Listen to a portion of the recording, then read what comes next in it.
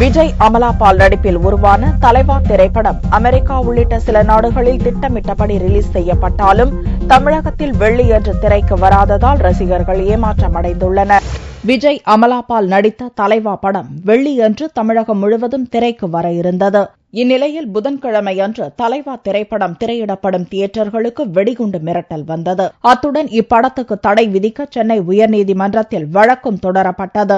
இதைத் தொடர்ந்து தியேட்டர்களில் டிக்கெட் முன்பதிவு நிறுத்தப்பட்டது. இதனால் குறிப்பிட்டபடி படம் திரைக்கு வருமா என்ற சந்தேகம் எழுந்தது.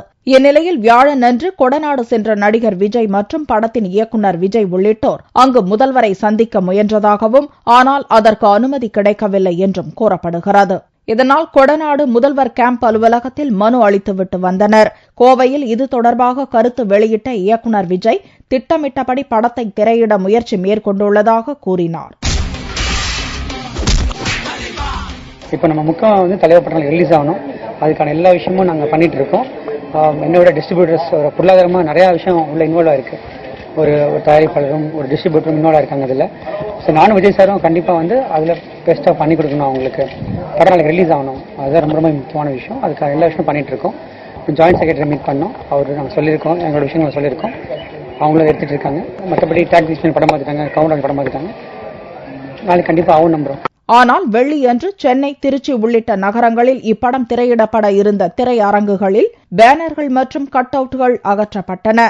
தலைவா படத்தின் வெளியீடு திடீரென்று நிறுத்தப்பட்டதால் ரசிகர்கள் பெரும் ஏமாற்றம் அடைந்தனர். படம் எப்போது வெளியாகும் என்ற சரியான அறிவிப்பு எதுவும் இல்லாததால் பணம் கொடுத்து டிக்கெட் வாங்கியவர்கள் ஒன்றும் புரியாமல் புலம்பலுடன் தியேட்டர்களுக்கு முன் கூடியிருந்தனர்.